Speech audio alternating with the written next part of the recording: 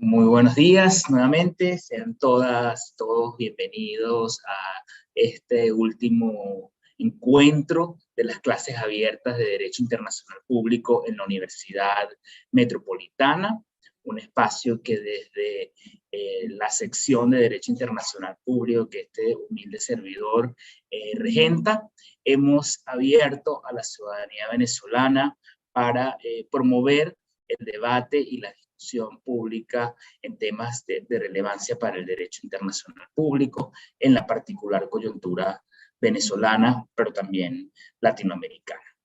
Y no puede tener mejor cierre este primer ciclo de clases abiertas que pues que se ha destinado en honor a la carrera y trayectoria de un eminente venezolano, quien es el embajador Víctor Rodríguez Cedeño. Yo estoy en lo personal muy complacido de que el profesor Rodríguez Cedeño hubiera aceptado esta invitación. Es un enorme honor para la Universidad Metropolitana acogerlo por esta vía virtual. Este encuentro estará hospedado en YouTube y está siendo transmitido en vivo en YouTube Live.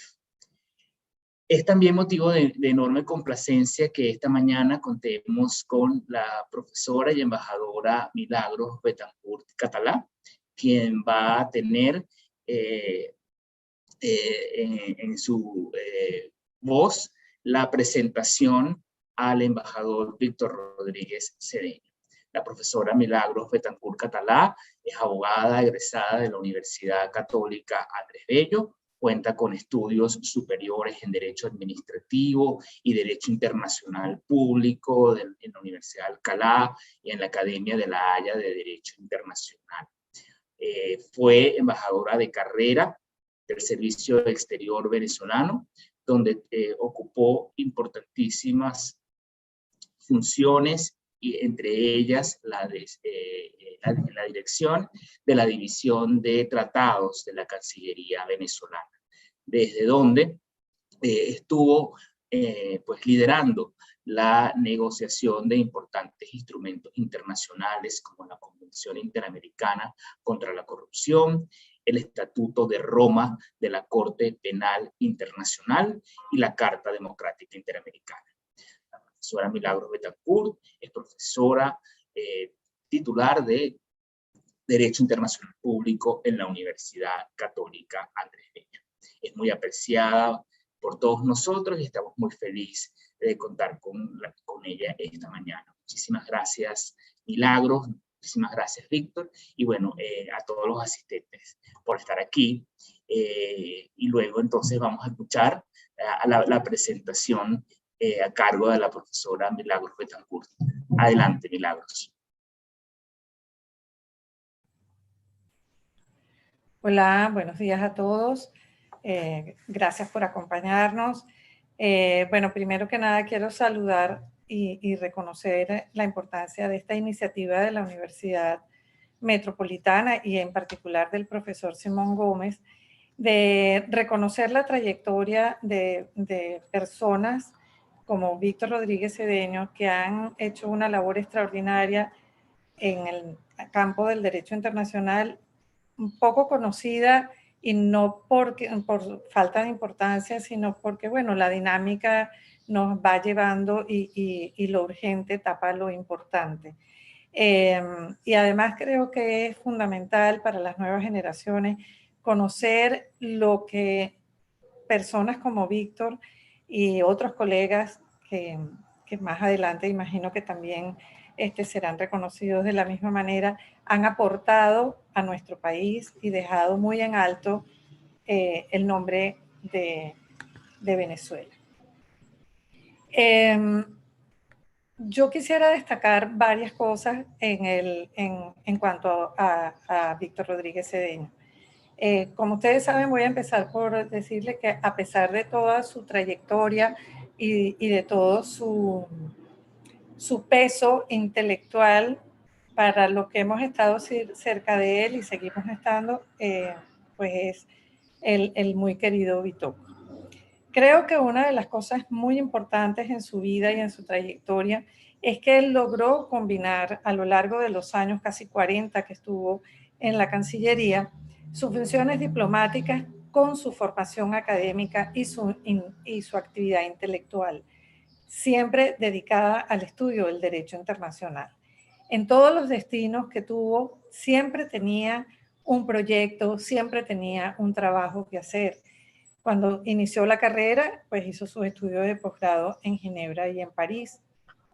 Cuando le correspondió estar en la Embajada de Venezuela en Países Bajos, en La Haya, que como saben es la sede de la Corte Internacional de Justicia, pues se metió de lleno a conocer la Corte, a conocer sus procedimientos y cómo funcionaba, y entonces escribió un libro sobre ese particular.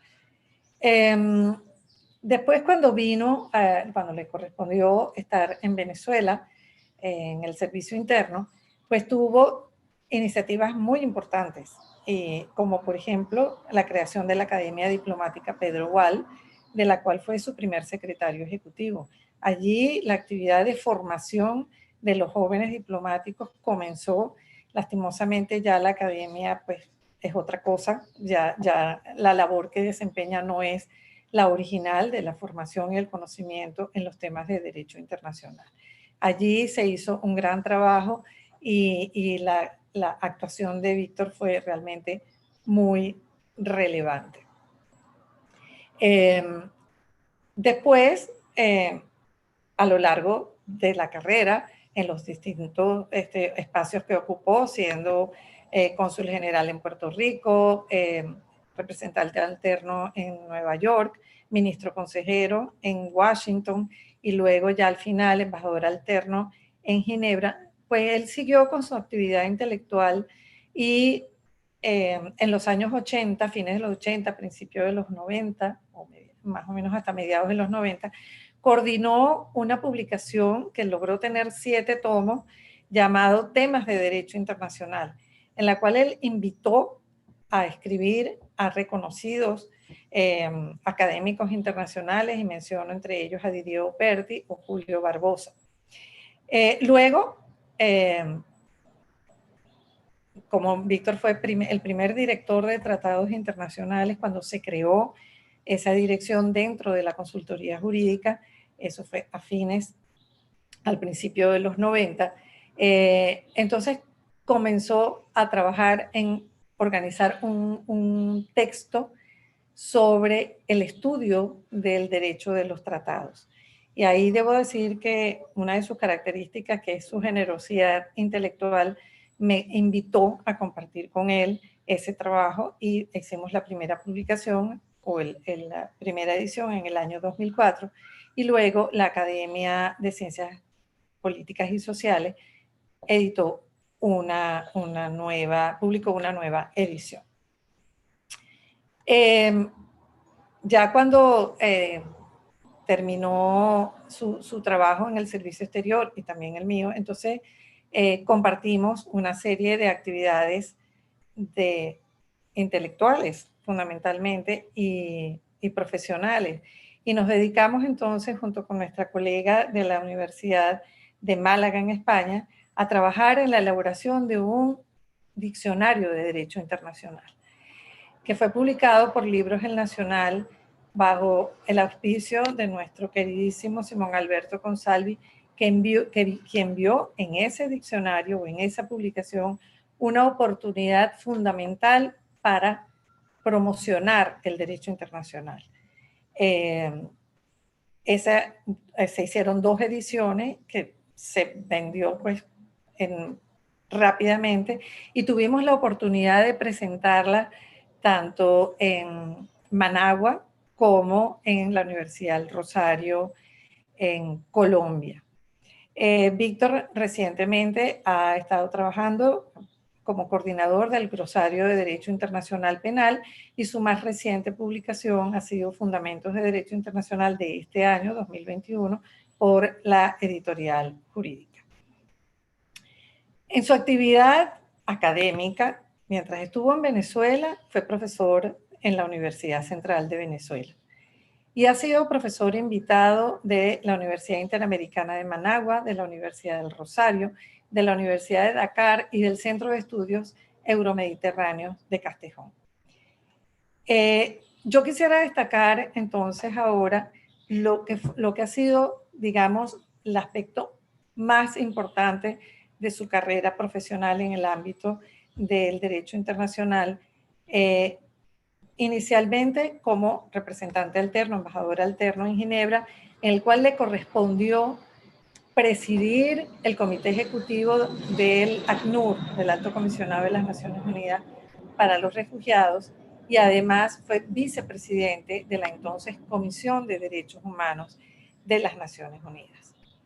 En el año 95, el Ministerio de Relaciones Exteriores consideró que era tiempo de que Venezuela tuviera un miembro en la Comisión de Derecho Internacional de las Naciones Unidas. Esta posición se obtiene por votación de los Estados miembros de Naciones Unidas, pero se adquiere a título personal. No se representa al país, sino que en razón de los méritos y la trayectoria de la persona es electa.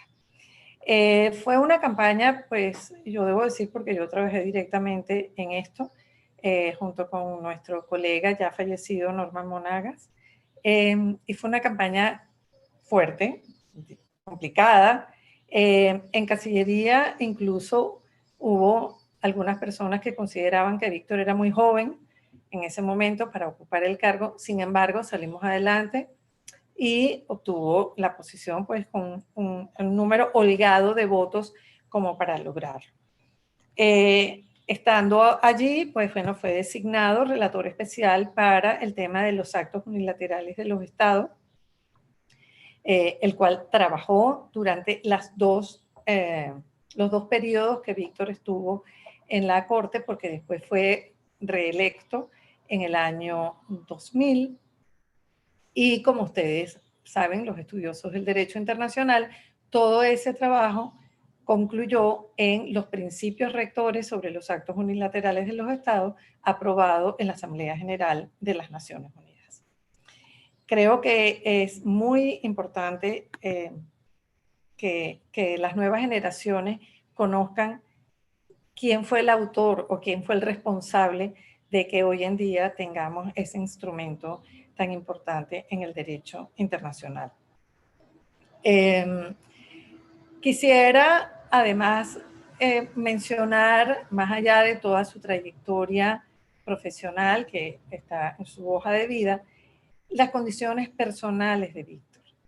Víctor es un hombre muy serio, con una profundidad en sus consideraciones jurídicas de las cuales yo he aprendido muchísimo. Es un hombre de una gran discreción y modestia. Ustedes no lo ven que está promocionándose ni promocionando sus logros. Es muy difícil. Es más, yo, y lo voy a decir coloquialmente, yo le he hecho broma porque yo le digo que yo soy su agente publicitario, porque usualmente soy yo la que trato de que se conozca toda la actividad que él hace y que ha hecho. Lo más importante dentro del campo del derecho internacional es que creo que Víctor ha sido un visionario. Y me voy a referir específicamente al tema del Estatuto de Roma. Yo podría contar infinitas anécdotas porque yo estoy trabajando con Víctor directamente con él desde el año 1994, cuando yo asumí la dirección de tratados internacionales. Él fue el primero, yo fui la tercera. Entre nosotros dos, la siguiente persona fue la doctora Beatriz Timmer, la embajadora Timmer, ya fallecida también, nuestra muy querida amiga. En el año 94, cuando en la Asamblea General de Naciones Unidas se aprueba el proyecto de estatuto que hizo la Comisión de Derecho Internacional, Víctor me dice, allá en Nueva York, tenemos que montarnos en esto. Tenemos que montarnos en esto porque esto es el futuro. Esto va a venir. Ya hay la voluntad política de los estados de que esto salga adelante. Y eso fue un trabajo de hormigas. Realmente Simón, cuando me presentó, dijo que yo lidericé las negociaciones. El líder era Víctor, que además ya era embajador, y lo acompañábamos en la parte técnica Norma Monagas, a quien ya mencioné, y mi persona. Y nosotros tres asistimos a todas las reuniones, absolutamente todas las reuniones que comenzaron en la primavera, en abril del año 95, y concluyeron con el Estatuto de Roma y después las reuniones para la adopción de los documentos complementarios. Y yo quiero señalar esto porque el ministro de Relaciones Exteriores en ese momento, que era Miguel Ángel Bureli Rivas, no le veía la importancia al tema de la Corte Penal. Y cada vez que teníamos, y esta es la anécdota que quiero contar, cada vez que teníamos que llevar el punto de cuenta para que aprobara el viaje, Víctor en ese tiempo estaba en Puerto Rico, era un problema y terminaba aprobando nada más que para que fuera una persona, e igual Víctor iba, compartíamos los viáticos, y ahí estuvimos, y ahí hicimos todo lo que teníamos que hacer. Y fue muy esclarecedor, sí, o fue muy visionario de él, que recuerdo perfectamente que caminábamos desde la misión de Venezuela hacia la sede de las Naciones Unidas, y él me dijo, ¿por qué no hacemos una charla en la Academia de Ciencias Políticas para hablar de este tema de la Corte Penal Internacional? Yo le dije, mira, me parece buena idea. Era presidente de la academia en ese momento el doctor Alan Bruber Carías, amigo de ambos. Y para hacerles el cuento corto, hicimos la charla. Víctor fue a Caracas, hicimos la charla. Y Pedro París Montesinos, que era el presidente del Congreso, o era diputado o senador, en este momento no me puedo acordar, publicó un artículo a media página en el diario El Universal sobre lo que había sido nuestra conferencia. A partir de ese momento, el Ministerio de Relaciones Exteriores asumió como propia la presencia de Venezuela en las negociaciones de la Corte Penal Internacional, e incluso el canciller Bureli fue a la conferencia de Roma y estuvo allá y firmó el acta final, y no firmamos la convención, por lo que les voy a comentar. Creo que, para no alargar mucho mi presentación, porque creo que es importante que escuchen a Víctor, hay que destacar lo que fue la labor de Víctor durante la negociación de la Corte. Independientemente del otro trabajo que le hizo con el EXCOM y en la Comisión de Derechos Humanos y su trabajo de los actos unilaterales, que aparece registrado y que todo el mundo lo puede visualizar y puede acceder a él. En el caso de la Corte no, porque pues, las negociaciones no había actas, sino simplemente de las reuniones oficiales.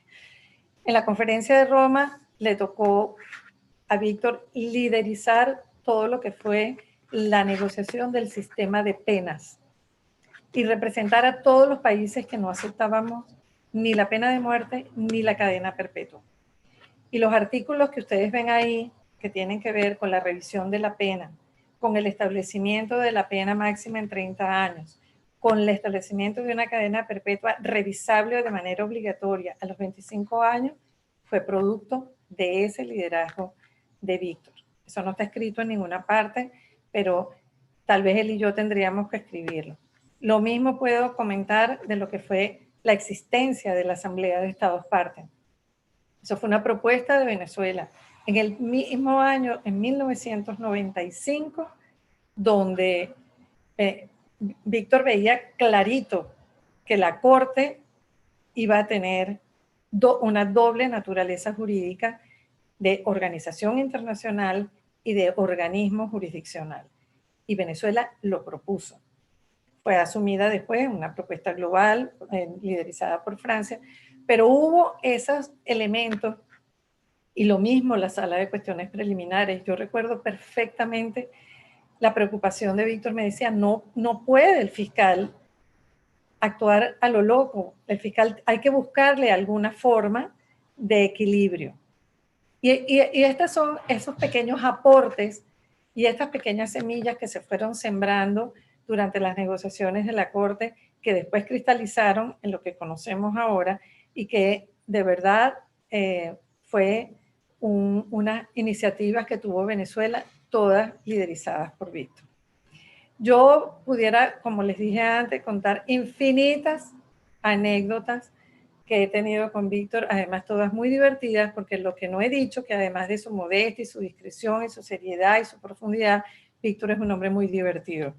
Yo me río mucho cada vez que tengo que compartir con él cualquier cosa que sea, desde la reunión más importante en Naciones Unidas hasta un café en, no sé, en cualquier lugar en Río Chico, porque también hasta allá hemos compartido. Así que yo no quiero extenderme más, yo quiero que ustedes escuchen a Víctor.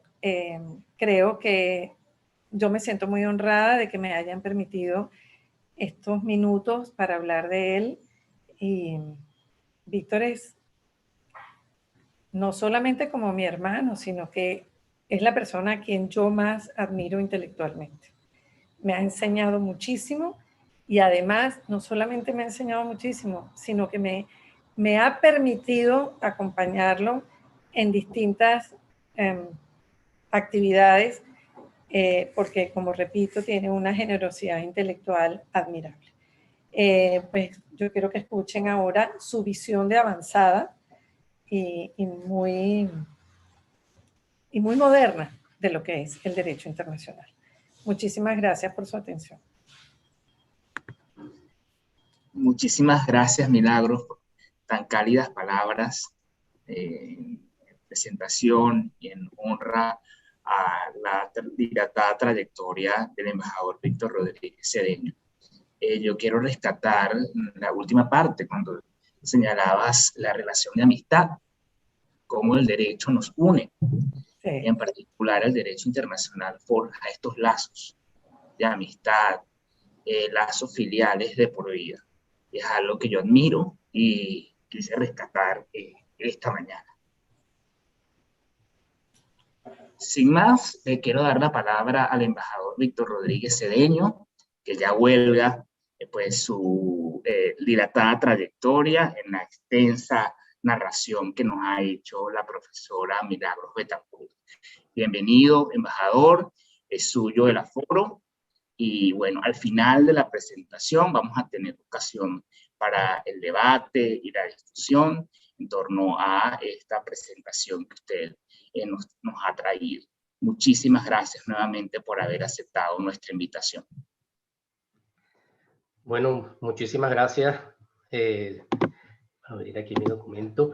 Muchísimas gracias de verdad por esta invitación que me honra muchísimo. El profesor Simón Gómez lo ha hecho con tanto aprecio y cariño, digo, porque eso es lo que nos une a todos en estos momentos, para compartir con ustedes algunas experiencias, pero también tengo que agradecer muchísimo las muy generosas palabras de mi querida doctora Betancourt, Milagros, que reflejan aprecio y cariño desde que nos une desde hace tantísimo tiempo. Durante estos años, yo voy a tratar de hacer de mostrar un poco la visión de lo que yo creo que es el derecho internacional en base a todo esto que hemos visto todos estos años como diplomático, como experto en derecho internacional, etc.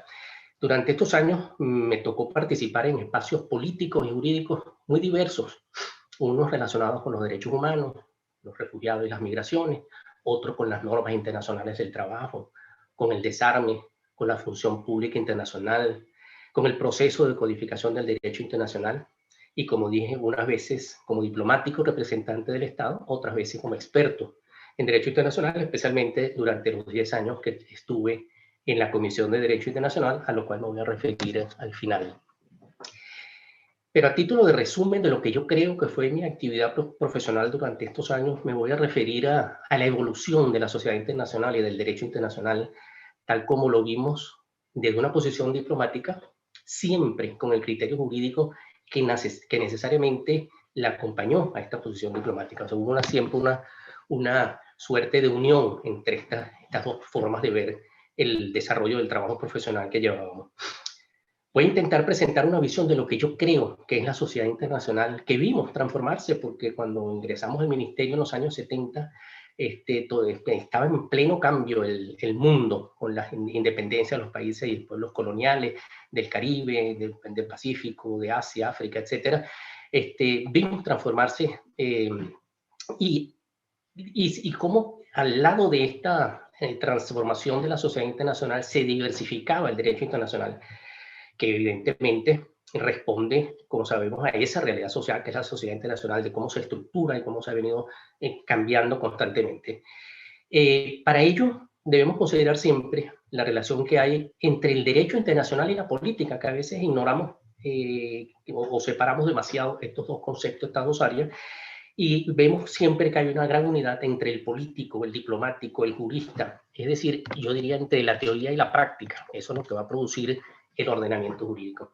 Pero partimos de la base de que toda sociedad debe estar regulada por un derecho. Principio ubi societas ibi ius, es decir, en donde hay sociedad y derecho, ese derecho en nuestro caso es un conjunto de normas y de principios que regulan las relaciones entre los distintos sujetos que la constituyen. Un derecho que se elaboraba, esto es importante, porque es lo contemporáneo, hasta hace poco, sobre la base exclusiva de la voluntad de los estados, sin negar que esta, o sea, la voluntad, el consentimiento, sigue siendo central hoy en la elaboración, en la aplicación del derecho internacional. Se reconocen, sin embargo, algunas normas superiores o imperativas, que llamamos del jus cogens, sobre todo cuando regulan materias de interés común, protección de la persona y del ambiente, por ejemplo, normas que se ubican por encima de la voluntad del Estado, lo que corresponde entonces a una visión más objetiva del derecho internacional, necesariamente más objetiva del derecho internacional. Y ya veremos más adelante toda esta relación. La norma jurídica en general se elabora, se forma, primero se forma la norma consuetudinaria o se elabora la norma convencional en función de la realidad social. En nuestro caso, el derecho internacional pues, debe responder, como dijimos, a la realidad de la sociedad internacional, a los hechos, a lo que ocurre en el mundo, a los nuevos problemas. A veces la norma se hace para responder a esas realidades, pero otras veces ello ocurre para permitir los cambios, para adaptarse a los cambios que se prevén, lo que corresponde al concepto que es propio de la Comisión de Derecho Internacional, por cierto, el concepto de desarrollo progresivo del derecho internacional. Cuando pensamos que hay una norma no ha cristalizado, no se ha formado definitivamente, no se ha reconocido, pero que hay una tendencia hacia su existencia como tal, entonces se incluye ese criterio del desarrollo progresivo del derecho internacional. Lejos de ser un cuerpo de normas y de principios inmutables, el derecho internacional evoluciona constantemente. De allí que surgen, y eso lo vemos, y en los últimos años lo vimos muchísimo, y por eso hoy vemos el derecho internacional en forma distinta. Surgen nuevos conceptos, nuevos principios, nuevas fuentes de derecho, nuevas categorías de normas, considerando a la vez que algunos principios esenciales a la estructura misma de la sociedad internacional deben ser reinterpretado de manera de permitir la efectividad misma del derecho internacional. También lo vamos a ver después. Hasta hace poco el derecho internacional se limitaba entonces a regular las relaciones entre los estados. En 1945 todavía los organismos internacionales, apenas la Sociedad de Naciones, en la época de la Sociedad de Naciones se había creado la Organización Internacional del Trabajo, había otras instituciones del siglo XIX, pero el Estado era fundamentalmente el objeto del derecho internacional. No había otros sujetos y actores internacionales. Hoy, ese cuerpo, ese orden jurídico, ese cuerpo normativo, regula además la participación de los nuevos sujetos, como la Organización Internacional, como el mismo individuo e incluso de actores que sin ser sujetos de derecho internacional, es decir, que no son entidades capaces de adquirir derechos ni de asumir obligaciones internacionales, juegan un papel importante, fundamental en las relaciones internacionales e incluso en la misma función normativa. Las empresas transnacionales, por ejemplo, que hay una regulación en el marco de la Organización Internacional del Trabajo, existen otros textos que regulan el funcionamiento e incluso tienen la participación, por ejemplo, de acuerdo con la Convención sobre el Derecho del Mar, participan en alguna medida en el desarrollo de la actividad en los mares.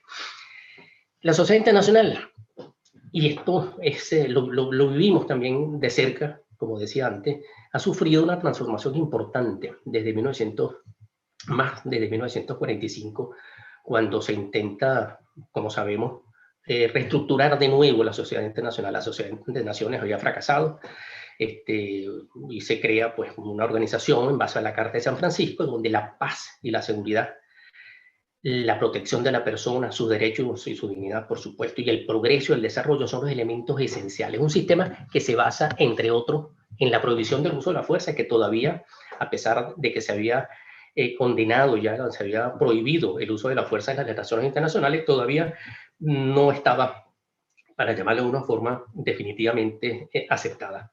Se recoge desde 1925, el Pacto de Angelo, por supuesto, recoge la norma, pero en la Carta se incluye de manera clara y precisa la prohibición del uso de la fuerza en las relaciones internacionales para resolver las controversias.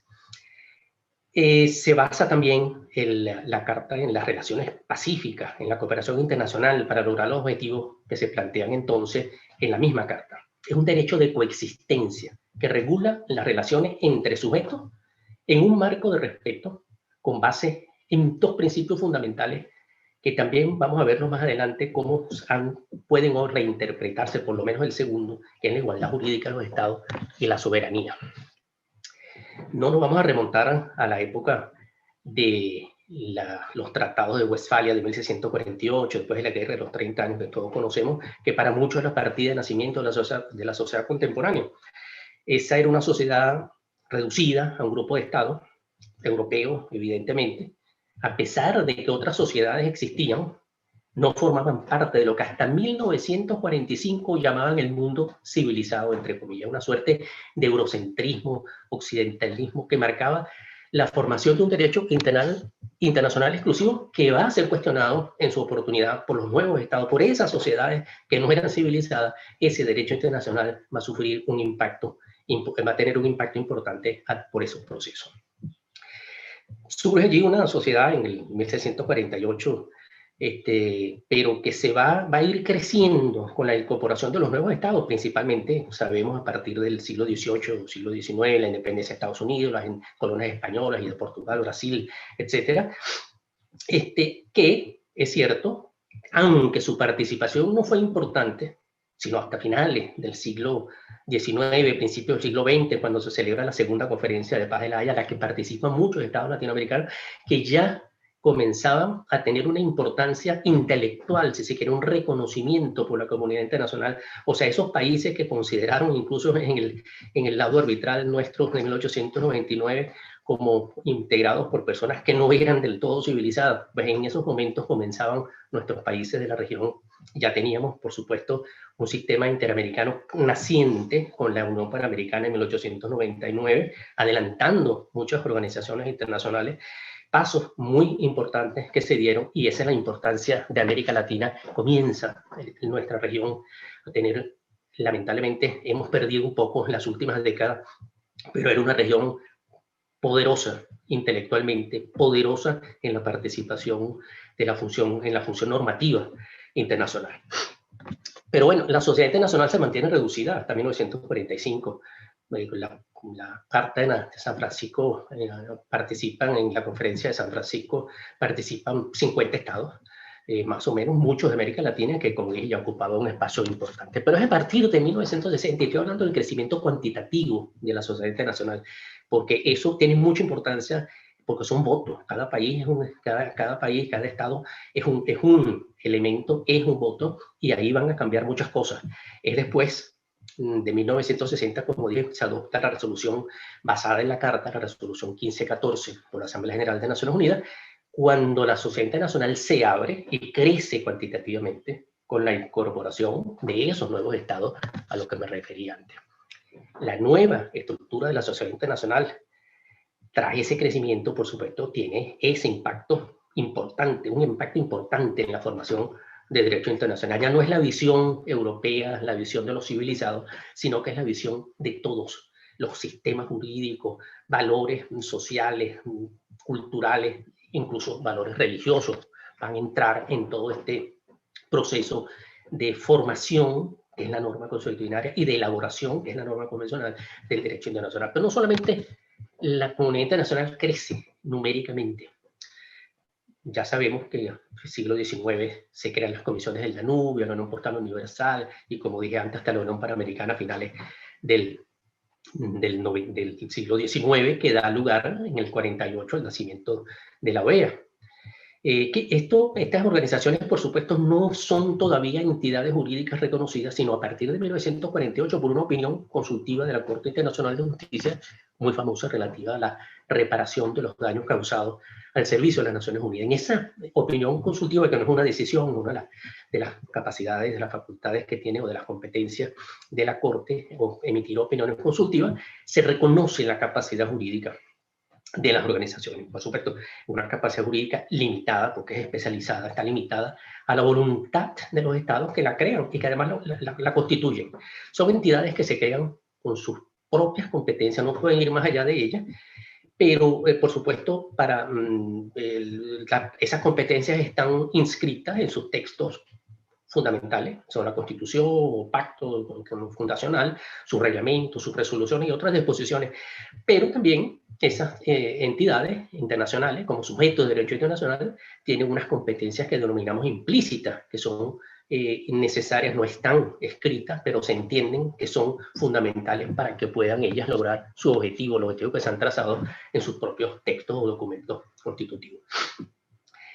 Las organizaciones internacionales resultan, aquí hay dos términos importantes, resultan entidades con personalidad jurídica propia. Tienen personalidad jurídica internacional, es la subjetividad que se les reconoce, es decir, pueden asumir en el plano internacional compromisos internacionales con otros sujetos, con otros estados, con estados o con otras organizaciones internacionales. Es decir, tienen una función, tienen una capacidad internacional de actuar, de asumir derechos, adquirir derechos, de asumir obligaciones. Pero tienen también la personalidad o la capacidad jurídica, que es distinta a la personalidad jurídica. La capacidad jurídica es la capacidad que tienen para actuar como persona jurídica en el plano interno de los estados. La Corte Penal Internacional, por ejemplo, en su artículo 2, no recuerdo, precisa, y recuerdo que al comité de redacción hicimos esa distinción muy clara, porque a veces se confunde la subjetividad con la capacidad jurídica, es la capacidad que tiene para poder actuar como persona jurídica en el plano interno. Pero al lado de las organizaciones internacionales surge también desde 1945, especialmente, aunque siempre fue, por supuesto, preocupación, si nos remontamos a la época de la colonia, los grandes juristas españoles posteriores, siglo XVII, siglo XVIII, es el individuo como sujeto de derecho internacional, es decir, como dije antes, con capacidad de adquirir derechos y de asumir obligaciones del plano internacional. Los derechos los asume directamente del derecho internacional, y las obligaciones internacionales igualmente. Y aquí, con las obligaciones internacionales, los derechos los conocemos, se basan, por supuesto, en la misma carta, en la declaración de 1948, la Declaración Universal, los pactos y después todos los tratados internacionales que se suscribieron a partir de 1948 hasta hoy sobre la mujer, el niño, la discriminación, etcétera. Son los derechos que se inscriben en los textos internacionales, los instrumentos internacionales, pero también asumen obligaciones internacionales. Y aquí entramos en un tema importante para la Corte Penal Internacional, que por primera vez, no con la Corte, ya desde 1945 con los tribunales de Nuremberg y de Tokio, y después en los tribunales ad hoc creados por el Consejo de Seguridad, y se recoge en el Estatuto de la Corte el principio de la responsabilidad penal internacional individual, es decir, el incumplimiento de sus deberes. La participación en crímenes internacionales genera la responsabilidad no del Estado, sino la responsabilidad individual penal internacional. El reconocimiento de la personalidad jurídica del individuo sin duda alguna fue un gran avance del derecho internacional, y alrededor de él se va a elaborar este derecho particular que tiene características muy particulares.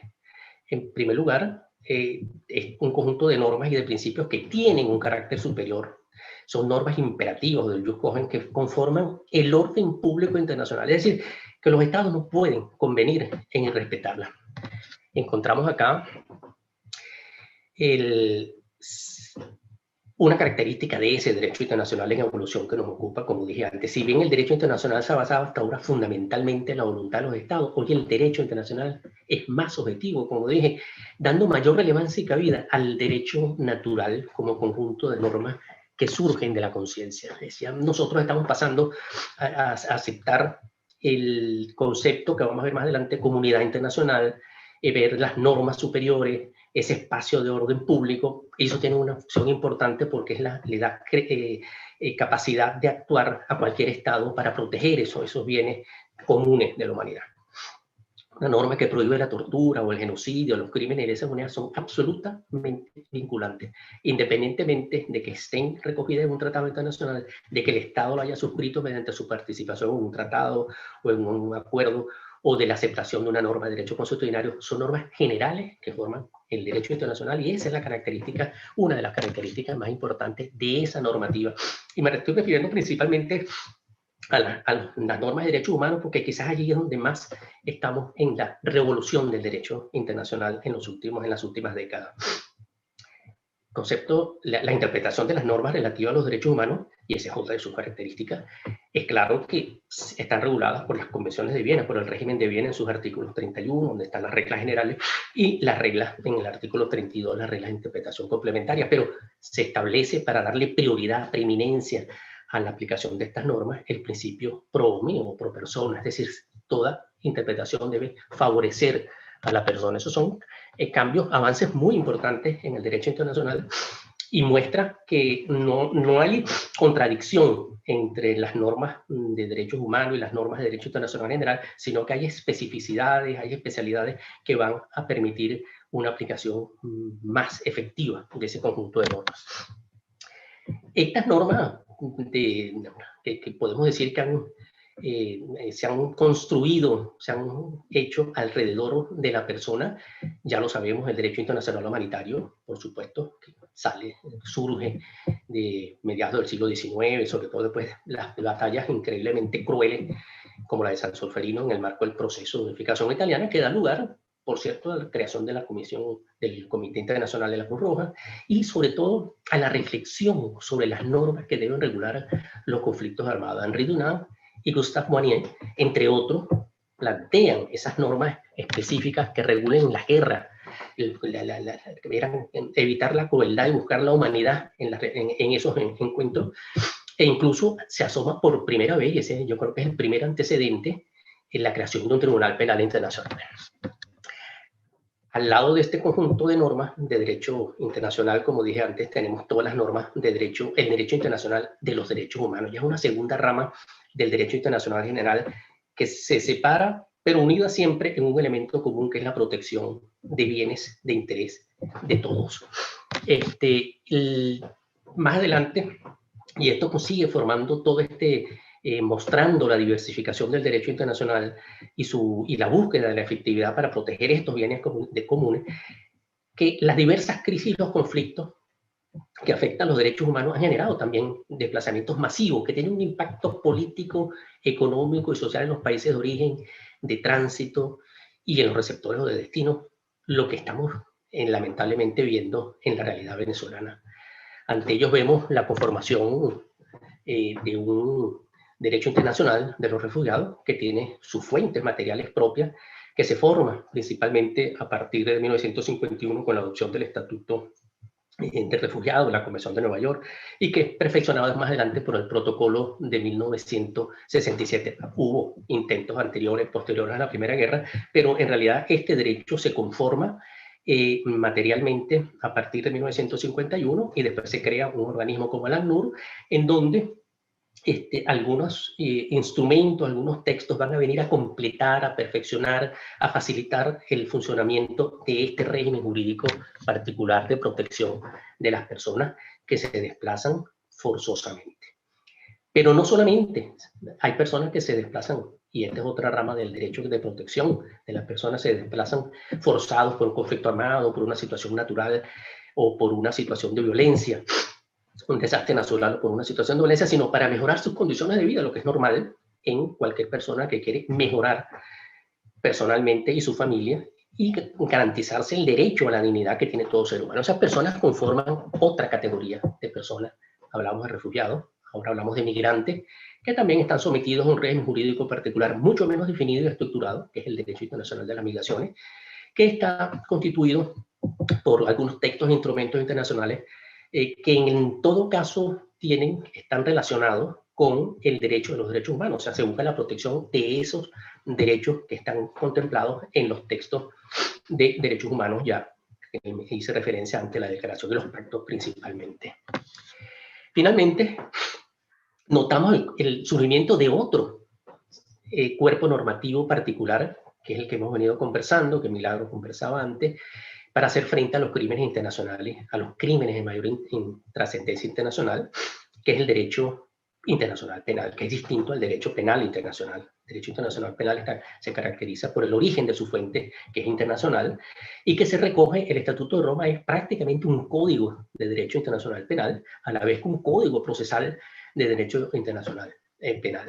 Este es muy importante, esta es otra rama jurídica que causa, que muestra la transformación de ese orden jurídico internacional que vemos hoy muy distinto al que veíamos hace 30 o 40 años.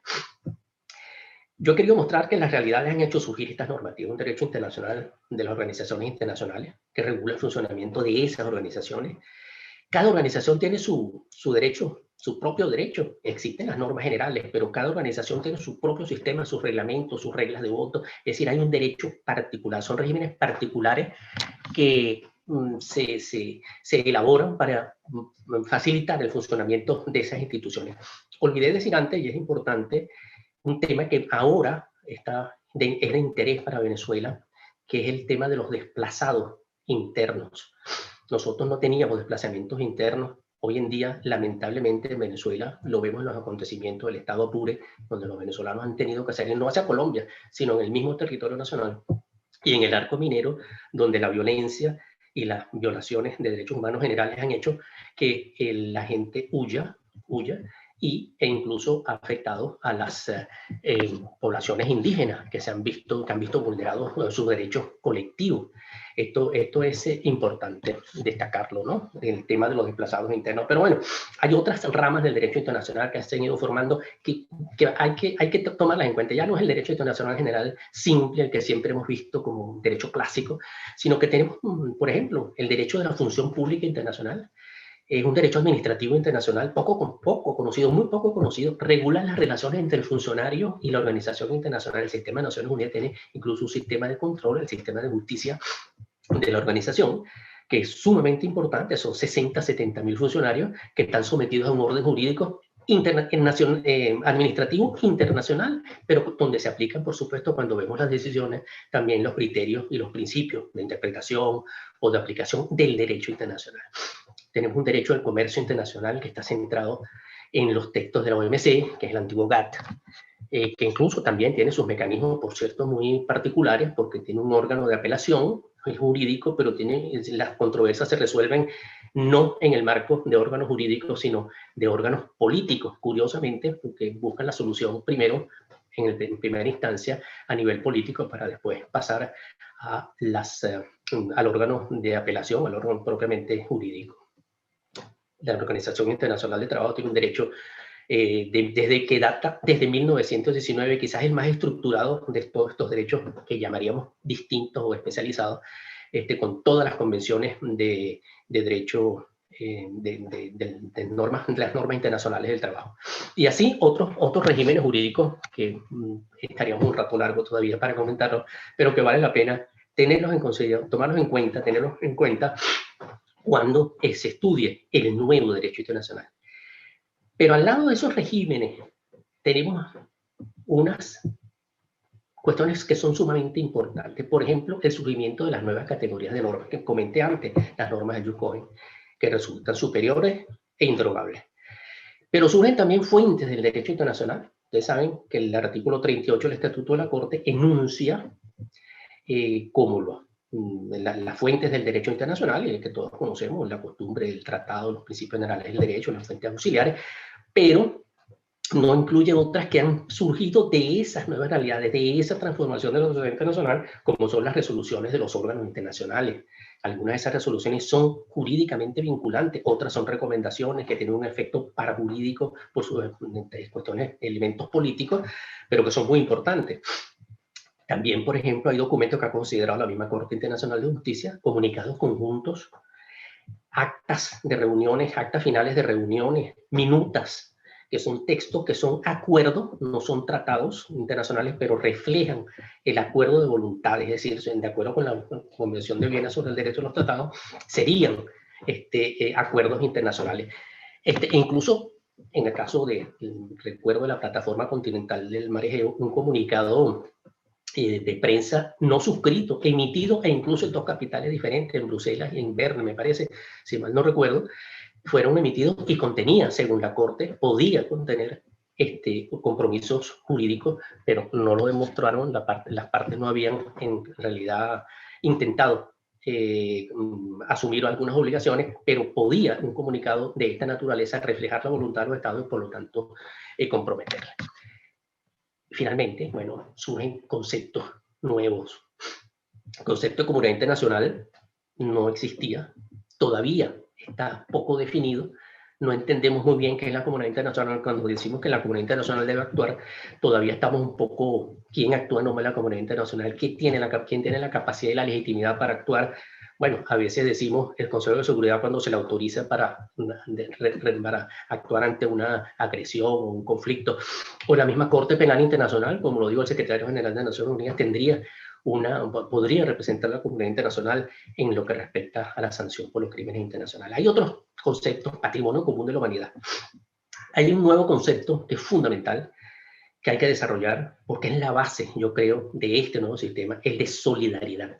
La solidaridad, que va mucho más allá de la cooperación. No es la cooperación simple que se plantea en la Carta, sino que es la solidaridad. Es decir, tenemos que actuar todos porque todos estamos en el mismo barco y esa solidaridad es la que nos va a ayudar a salir y a enfrentar todos los problemas que enfrenta la humanidad como comunidad internacional. Ya no es una sociedad internacional, estamos hablando de comunidad internacional y no de sociedad internacional. Estamos hablando de solidaridad y no simplemente de cooperación. No quiero decir que la cooperación no sea válida, evidentemente que sí, asistencia, cooperación, todo lo que sea, consensos es importante, pero la solidaridad tiene una connotación diferente.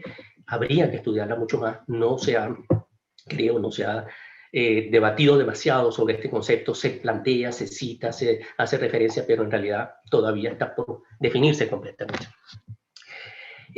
Por supuesto que la aplicación de las normas internacionales a las que nos hemos referido pueden crear conflictos cuando decimos, bueno, las normas de derechos humanos son superiores. Bueno, puede crear conflictos de normas entre una norma de derechos humanos y otra norma, y para eso se han planteado, y lo sabemos, principios rectores de derecho internacional, como la ley especial deroga la general, la ley posterior deroga la anterior, pero en todo caso, la norma de derechos humanos se impone porque lo que se busca es la protección de la persona que está por encima de todo.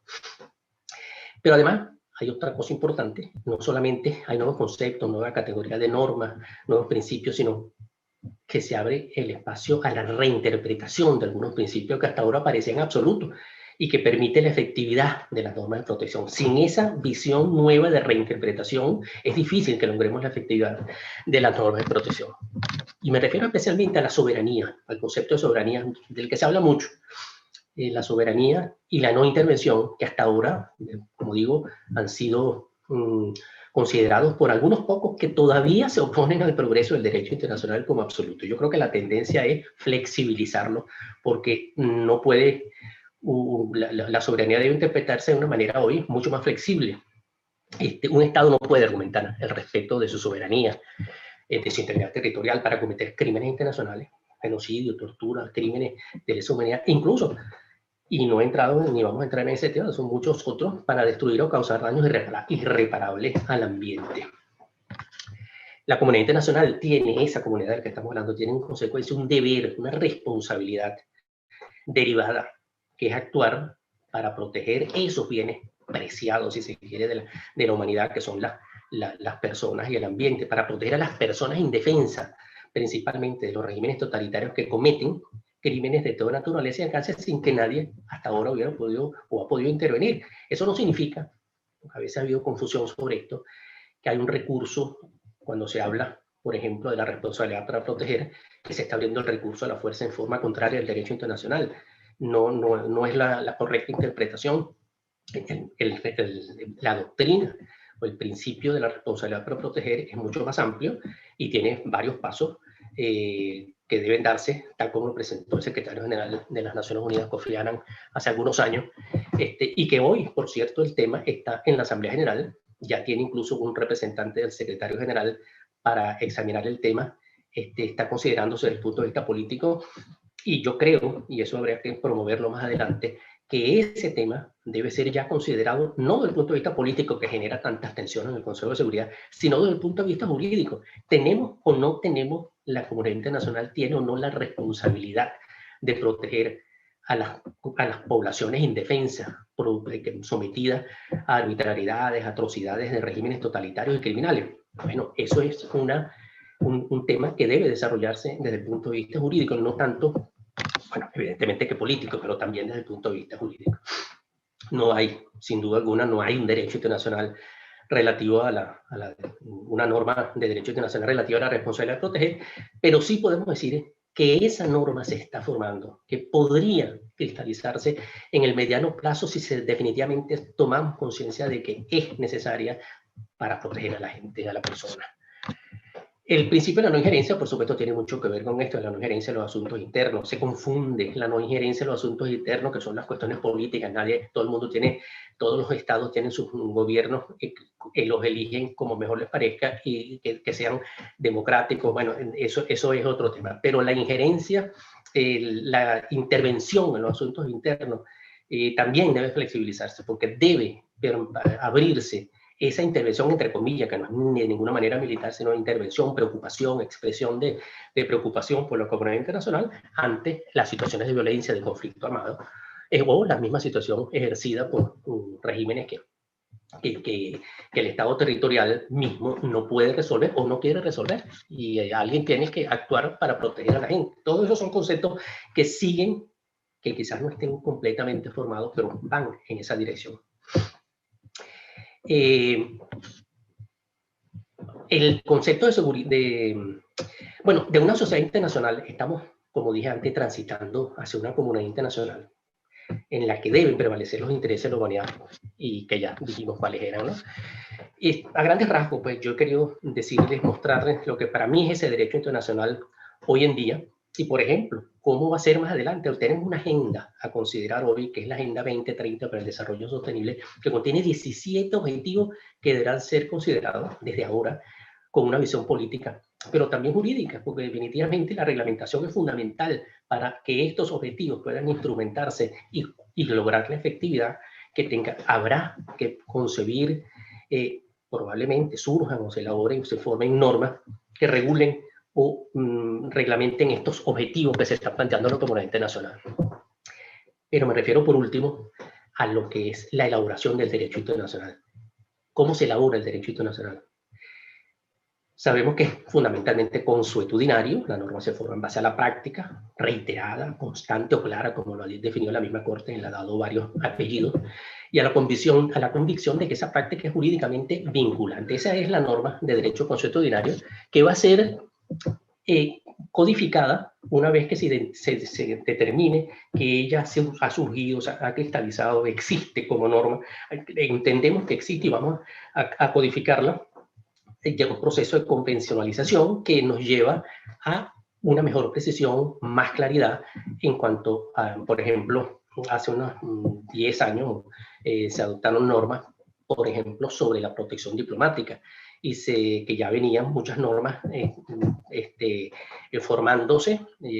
Se elaboró un proyecto de artículo sobre la protección diplomática, pero también allí se incluye, por cierto, que me refiero al tema del desarrollo progresivo del derecho internacional. Ahí se incluyen normas que no han sido todavía formadas definitivamente, como por ejemplo la protección que el Estado brinda, que es a sus nacionales hasta ahora. Allí se establece que puede brindar protección a las personas que sin ser sus nacionales están refugiados en ese estado territorial. De manera que son procesos que se van formando, que es la forma de la elaboración de la norma y la convencionalización de la norma, porque ese es el proceso de codificación.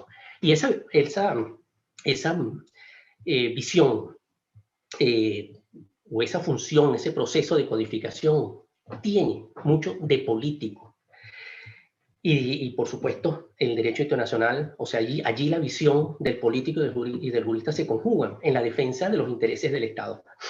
Por ejemplo, cuando en 1960, hablábamos antes, se amplía la comunidad internacional, se plantea la ideología del desarrollo. Los nuevos estados piden, agrupados en el sur, incluso nosotros los acompañamos, todos los países de América Latina, se plantearon reformas muy importantes, de las que surgen principios, se reafirman principios como la igualdad soberana de los estados, la integridad territorial, la soberanía permanente sobre los recursos naturales, que va a permitir las nacionalizaciones de las industrias básicas que estaban para que estén en manos del Estado, la autodeterminación de los pueblos en su forma más amplia, es decir, los elementos políticos importantes que van a determinar la formación de la norma jurídica. Es decir, ese proceso de elaboración del derecho internacional tiene un elemento político permanente que es ese. Por ejemplo, en ese caso, como dije, la ideología del desarrollo. Ahora, también hay un elemento político importante, y me voy a referir aquí a la Comisión de Derecho Internacional. La Comisión de Derecho Internacional es el órgano asesor de la Asamblea General de Naciones Unidas en materia de codificación y desarrollo progresivo del derecho internacional. Pero la Asamblea General es un órgano político. La Sexta Comisión es un órgano político integrada en su mayoría por especialistas en derecho internacional, los consultores jurídicos, profesores, funcionarios especializados en derecho internacional. Pero la Asamblea General toma la decisión política cuando considera que hay un tema que debe ser objeto de codificación, pero eso no es fácil. Eso viene de un proceso de las capitales, de los grupos de países que les interesa, llevarlo a la Sexta Comisión, entrar en discusión para ver si se incluye en la agenda y se remite después a la Comisión de Derecho Internacional. Si la Asamblea considera políticamente, porque sea el elemento político, por supuesto, las consideraciones jurídicas prevalecen, no puede ser un elemento político simple, se remite, si se considera que eso es conveniente, es pertinente, se remite a la Comisión de Derecho Internacional, que la recibe y considera en el primer año del tema si es posible o no hacer un ejercicio de codificación o de desarrollo progresivo, que por cierto no culmina siempre en proyectos de artículos, puede terminar en una guía de la práctica como las reservas y las declaraciones interpretativas, o una guía de principios rectores como los actos unilaterales, e incluso de estudios como el estudio de la fragmentación, o más bien de la diversificación del derecho internacional. Una vez que llega el tema de la Asamblea, a la Comisión de Derecho Internacional, la Comisión tiene su sistema muy organizado de cómo iniciar ese estudio, cómo realizarlo, y para eso nombra al relator especial. Ese relator especial es el encargado de presentar cada año, de acuerdo con lo que se discutió en la comisión, con lo que se discutió, los estados discuten, eso es lo importante de la práctica, las opiniones de los gobiernos, en la Sexta Comisión, prepara los informes, se discuten y se llega a conclusiones cada año, poco a poco acercándose a la redacción de artículos, a la redacción de principios, hasta que regresa a la Asamblea General y políticamente deciden si es conveniente o no es conveniente adoptar lo que están mandando a la comisión. En el caso de la protección diplomática no se logró nada, en el caso de la responsabilidad internacional del Estado tampoco se considera que todavía hay algo que hay que esperar un tiempo para que se consolide todo lo que está planteado en el proyecto.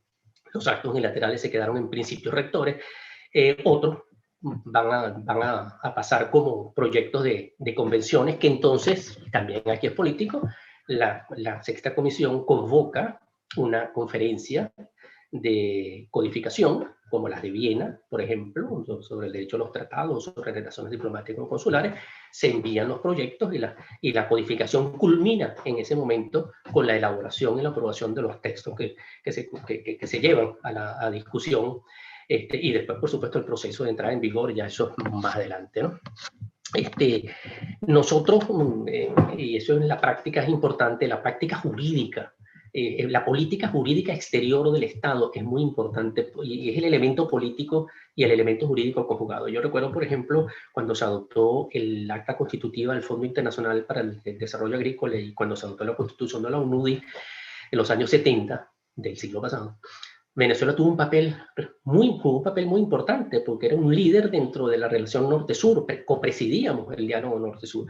Teníamos una importancia como país serio, con recursos petroleros, y nosotros estábamos negociando en la parte técnica y la parte jurídica, y teníamos una posición política, por ejemplo, muy importante que mantuvimos, que mantenemos todavía, que es la no obligatoriedad del recurso a los mecanismos jurisdiccionales, al compulsivo, pues, al arreglo judicial, al arbitraje, sino que lo limitamos siempre al consentimiento de las partes en cada caso. En el FIDA no podíamos lograr que se pusiera con el consentimiento de las partes el recurso al arbitraje, y era en cierta forma lógico porque el arbitraje si había un problema financiero, tenía que resolverse, no podía quedarse en el aire.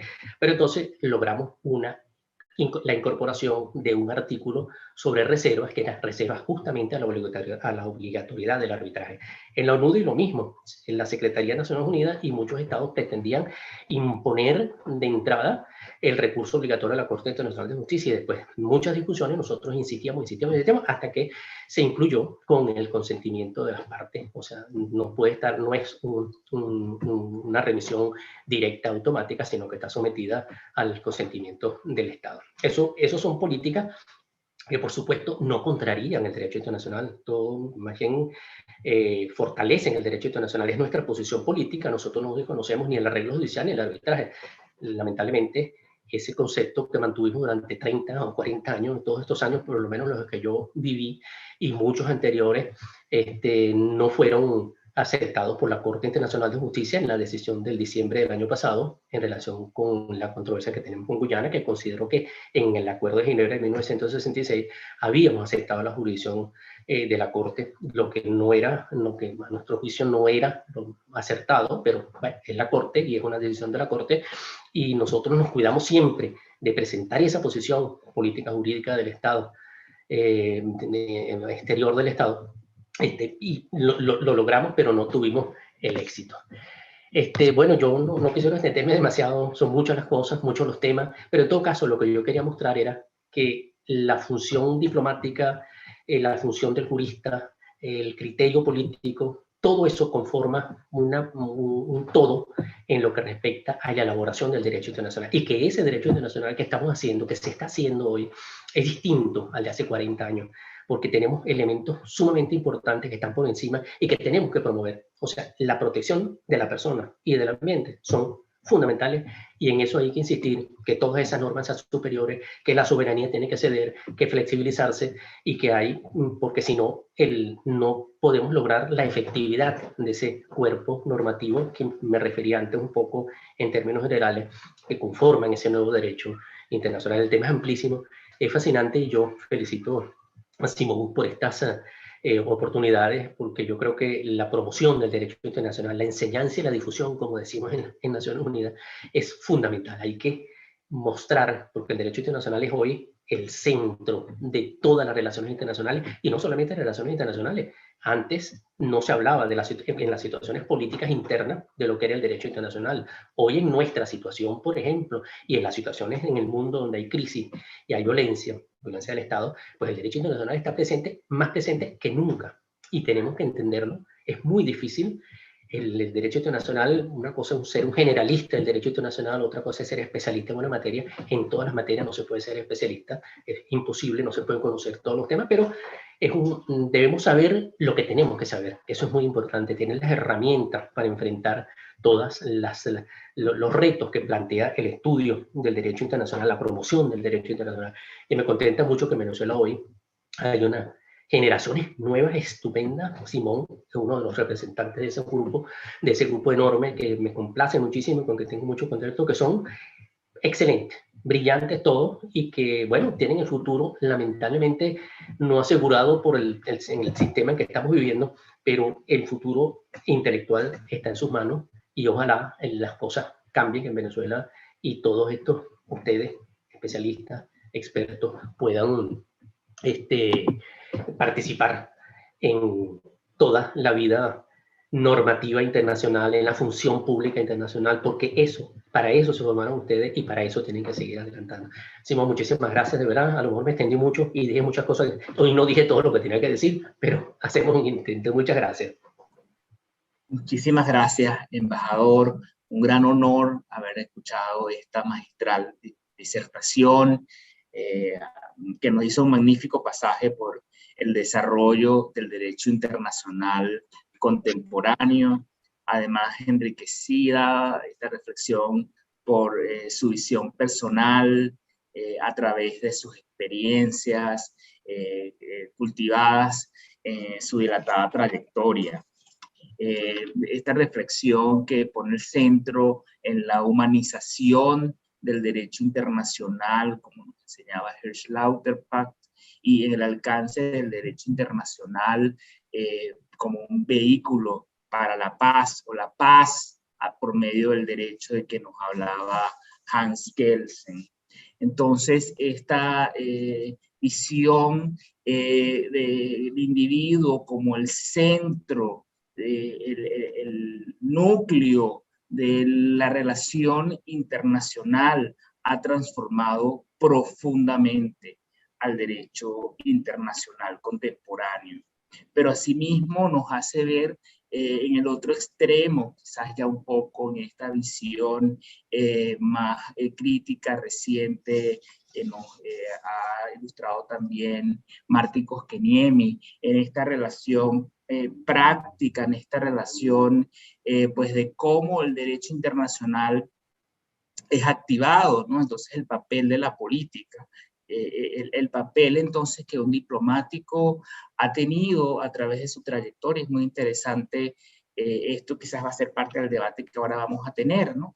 Señalar que ese ideal, esa humanización del derecho internacional solo puede alcanzarse a través de los mecanismos institucionales. Y así es como la política entonces juega ese factor, digamos, dinamizante del valor, del ideal, que paulatinamente hemos ido alcanzando, pero que aún pues quedan enormes desafíos pendientes, ¿no? Y entonces mirar hacia el futuro en relación a una situación en la que los valores centrales del derecho internacional no solo se han transformado, sino que en alguna medida se han también tenido que adecuar a esta nueva realidad, en tanto que la idea de soberanía, una visión también que construimos de manera muy protagónica en América Latina, que es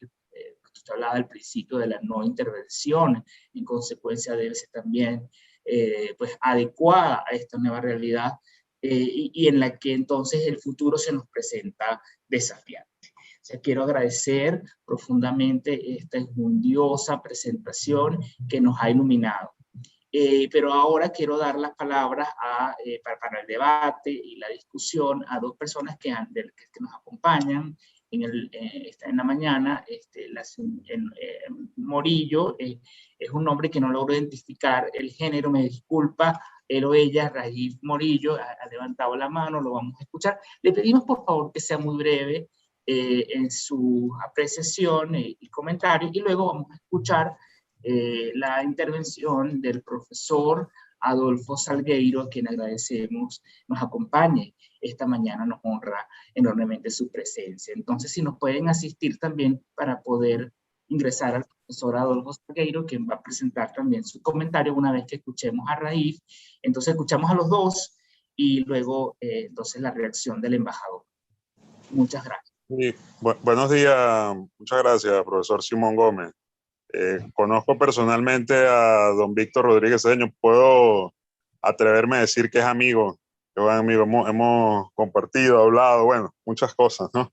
En estos menesteres jurídico, político, diplomático. Yo tengo fundamentalmente dos preguntas. Bueno, una exposición maravillosa la de ustedes, toda una cátedra, de verdad, fue una cátedra de Derecho Internacional Público. Usted tiene la facultad de ser muy pedagógico y de explicar de forma muy amena, muy agradable, muy sencilla lo más complejo y difícil. Las preguntas son dos, básicamente. La primera, ¿qué nos puede decir sobre el derecho intertemporal? Que tengo entendido que eso es como una teoría, ¿no? Como una visión teórica del derecho cuando son casos antiguos y visiones de temas antiguos, una visión actual. ¿Qué nos puede hablar de eso? Lo digo porque, bueno, recuerda que una vez lo conversamos sobre la sentencia que hubo en diciembre de la Corte Internacional de Justicia, el caso de la jurisdicción de la Corte sobre el Esequibo, la demanda que metió Guyana por el Esequibo, que, bueno, va a juzgar sobre la validez o no del laudo arbitral de París de hace 122 años, ¿no? El derecho internacional, como usted lo explicó, es muy distinto en aquella época como lo es hoy. Y la otra pregunta va relacionada, es sobre las posibilidades y cómo debería ser Venezuela una contrademanda a Guyana, una demanda reconvencional, porque tengo entendido que se puede presentar una contrademanda a la hora de que Venezuela, si asiste al juicio en la Corte en La Haya, presenta su contramemoria, ¿no? El contralegato a Guyana, y eso es para el año 2023. Entonces, tengo entendido que en ese momento Venezuela puede plantear una demanda reconvencional. Básicamente eso. Muchísimas gracias, Rajiv. Entonces vamos a escuchar, si me asiste, por favor, Alfredo, para que pueda ingresar el profesor Adolfo Salgueiro, escuchar su pregunta. Mientras voy también a referir una pregunta muy interesante que ha formulado en el chat la colega y amiga Sara Fernández, que tuvo la sesión pasada en estas clases abiertas de Derecho Internacional. Dice Sara, bueno, agradece, muchísimas gracias, embajador, muy motivadora su ponencia. Quería preguntarle cómo ve el desarrollo de la responsabilidad para proteger frente a la perpetración de crímenes atroces, y se pudiera dar sus reflexiones en este marco, en el contexto, pues, de la situación venezolana. No encuentro la forma de cómo, ya, espera un segundo, ya tengo acá cómo vamos a ascender apenas, ya tenemos aquí al profesor Adolfo Salgueiro. Profesor, puede hacer uso del micrófono, le escuchamos.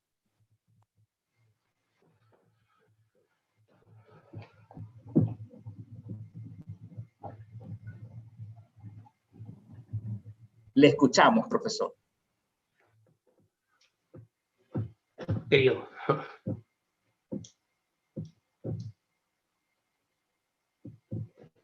¿No hay volumen?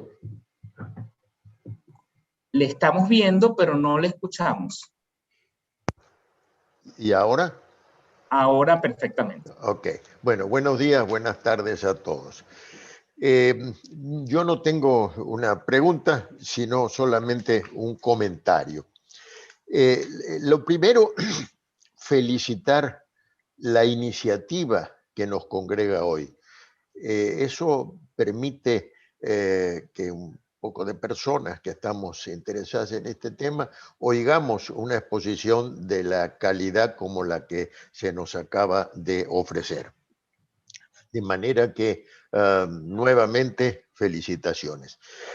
Para alguien como este servidor que dedicó 40 y pico de años a la docencia y empezó hace 50 años en los temas del derecho internacional público, la clase que dio el embajador Rodríguez Cedeño es extraordinaria porque muestra nuestro propio ciclo docente que empezamos hace 50 años hablando de un derecho internacional cuyos sujetos eran el Estado, y de golpe unos 10 años, 15 años después empezó a discutirse si el individuo era sujeto de derecho internacional, y después aparecieron todas estas cosas que el embajador Rodríguez Cedeño acaba de señalar, y hasta otra que no señaló y que está en la discusión acerca si hasta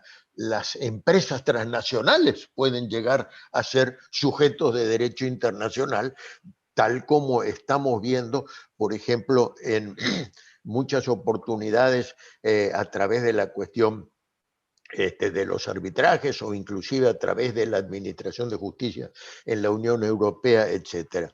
De manera que yo personalmente creo y le sugeriría al amigo Bitoco a ver si es posible recoger esto en forma escrita, porque es un compendio excelente de la evolución del derecho internacional en el tiempo desde que nosotros lo recogimos hasta y para que las generaciones como la de Simón Gómez lo recojan y sigan en una evolución que debe continuar para que el mundo sea mejor y para que el ingrediente jurídico forme cada vez, tenga mayor proporción cada vez en el ingrediente, en las decisiones políticas para la mejor convivencia de los estados.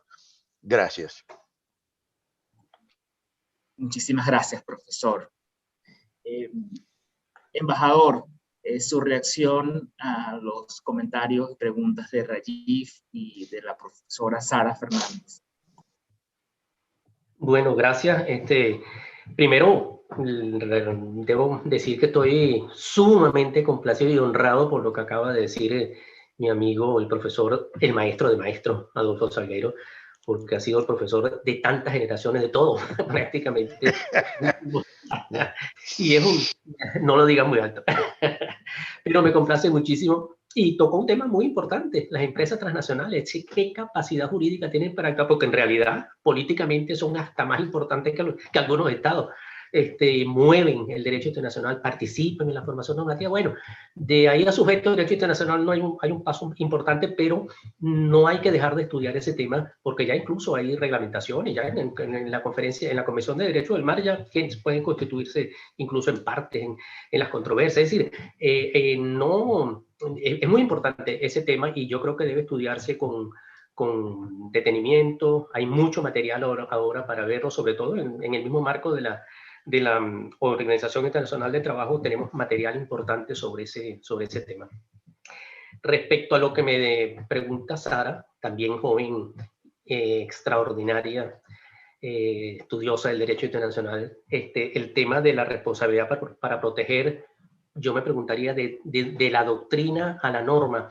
Sí, yo creo que hay un proceso importante y esta decisión de incluir el tema en la agenda de la Asamblea General, que estará primero, me imagino, en la plenaria o en alguna de las comisiones no jurídicas, va a ayudar el debate político. Y va a ser importante porque vamos a ver cuál es la realidad de las objeciones y los acuerdos y los apoyos que va a tener el principio en camino hacia la elaboración de una norma. Pero ojalá, y yo creo que lo planteamos una vez en una reunión donde estaba Sara, que ojalá este tema lo recoja la sexta comisión, porque allí sí podemos entrar a hablar de la norma jurídica en formación.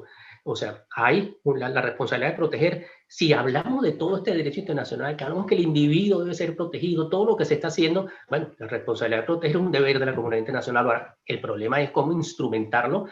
La gente piensa inmediatamente que es la intervención militar unilateral de los Estados Unidos, de la Unión Europea. No, o sea, hay varios pasos que se establecen y yo creo que la reglamentación no está demasiado lejos. Ahora, me parece que ojalá se estudie jurídicamente a fondo este tema, no solamente desde el punto de vista político, sino jurídico, a ver si es posible determinar la formación de una norma de derecho internacional constitucional. No es fácil, porque hay elementos políticos y discusiones políticas muy, muy importantes.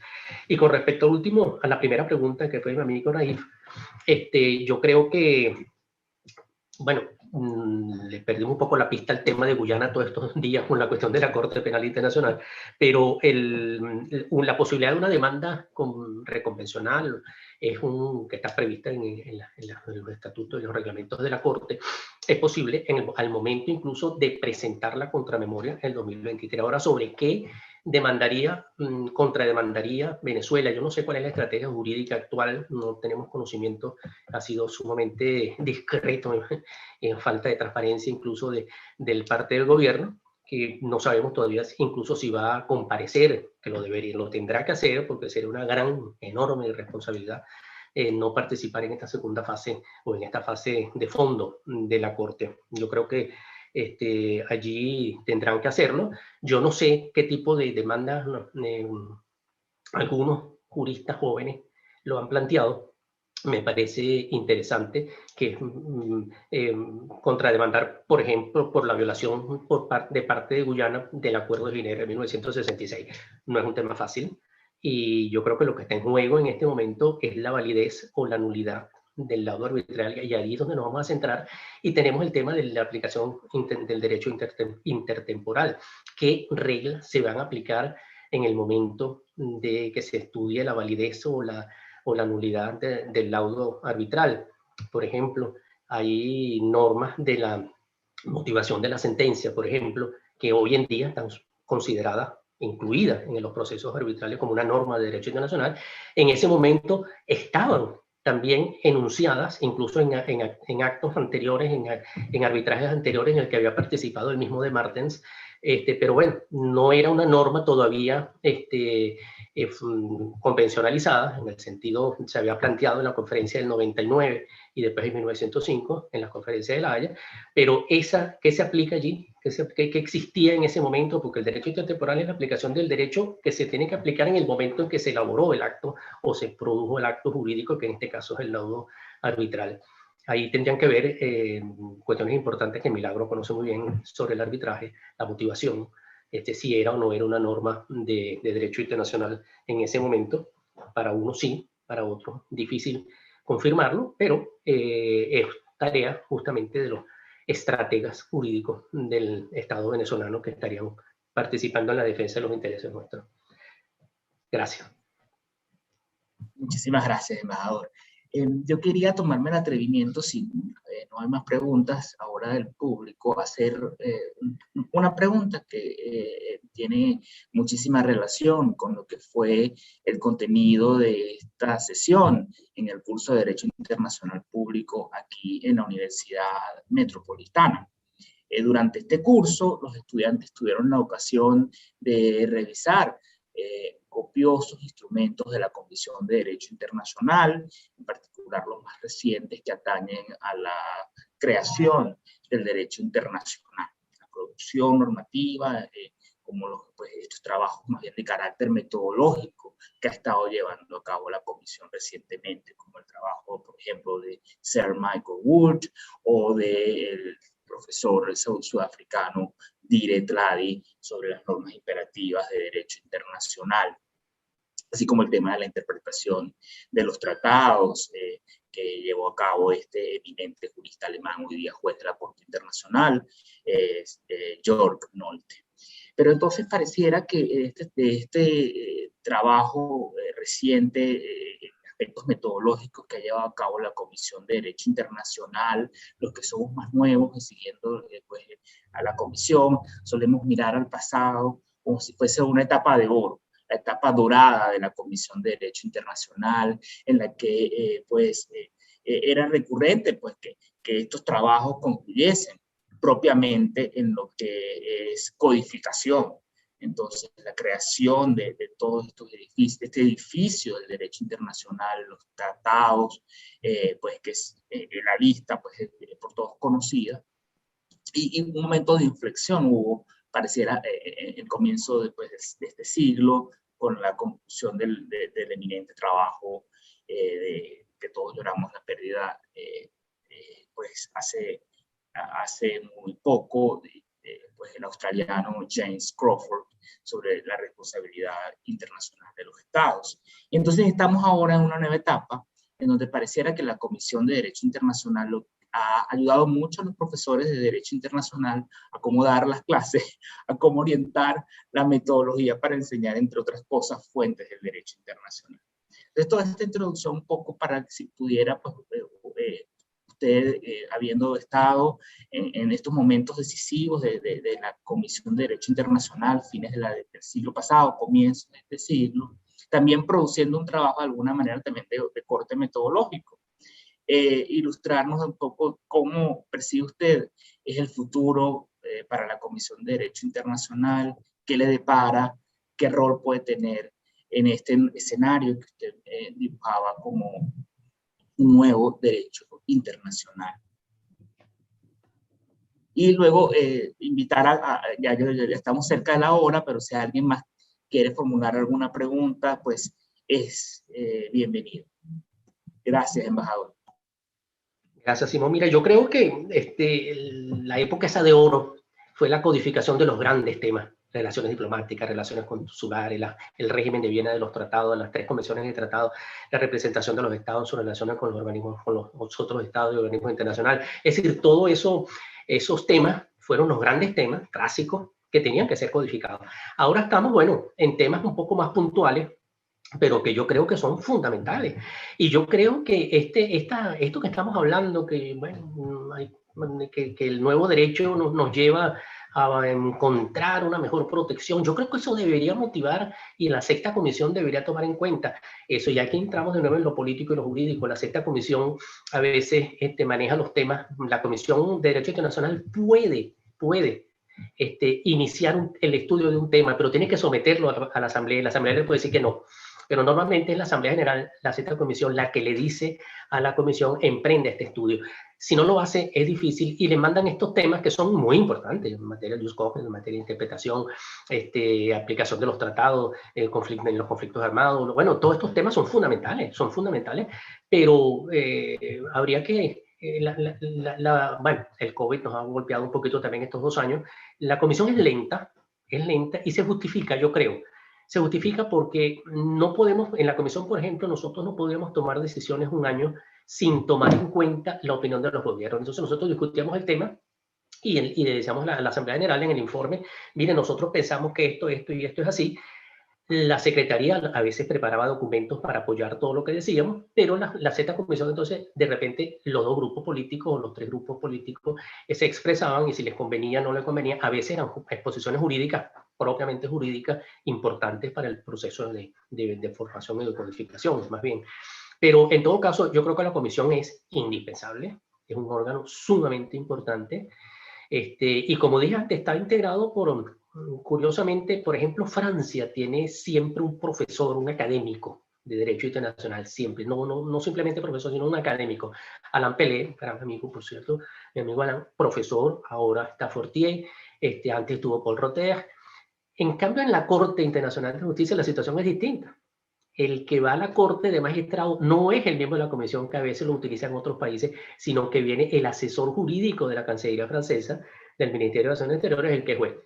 Es decir, pero lo político y lo jurídico siempre está de la mano, y la comisión está integrada, afortunadamente, por académicos y por políticos o diplomáticos que también tienen una especialidad jurídica, y además son también profesores de Derecho Internacional, pero no exclusivamente. O sea, hablar de un James Crawford, o hablar de un Alain Pelé, o hablar de que son profesores exclusivamente, abogados, litigantes, participantes en los procesos, no es lo mismo que hablar de otros. Por ejemplo, la representante china, Xu, por ejemplo, era mi colega al lado durante 10 años, y ella era...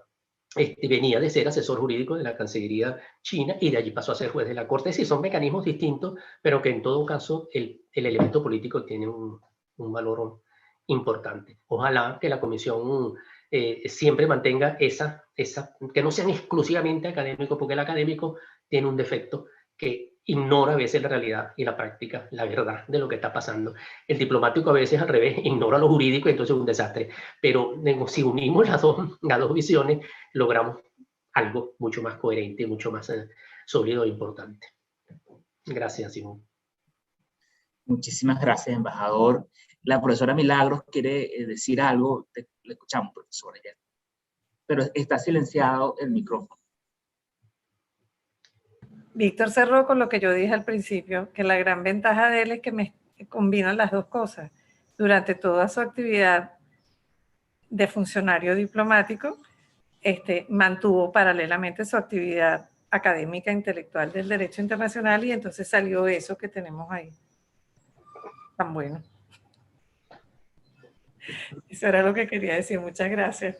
Gracias, profesora. Ya no tenemos preguntas, y hemos llegado justo al tiempo previsto al cierre de este maravilloso encuentro. Yo me encuentro muy feliz de haber contado con pues la profesora Milagros Betancourt, quien es amiga y a quien admiro mucho, y al profesor embajador Víctor Rodríguez Cedeño para el cierre de este primer ciclo de clases abiertas de Derecho Internacional Público en la Universidad Metropolitana, en espera de que pueda continuar, que podamos tener unos futuros ciclos en el futuro próximo, y de ser así, bueno, poder contar con la audiencia, y a quienes les agradezco también por haberse quedado hasta el final. Recordar que este encuentro estará hospedado en YouTube, y pues les haremos llegar oportunamente el vínculo para que puedan tener pues la referencia, y bueno, quedó allí para la posteridad. Entonces les mando un caluroso abrazo junto a mis palabras de profundo agradecimiento. Muchísimas gracias nuevamente y hasta una nueva oportunidad. Hasta luego. Mil gracias. Gracias.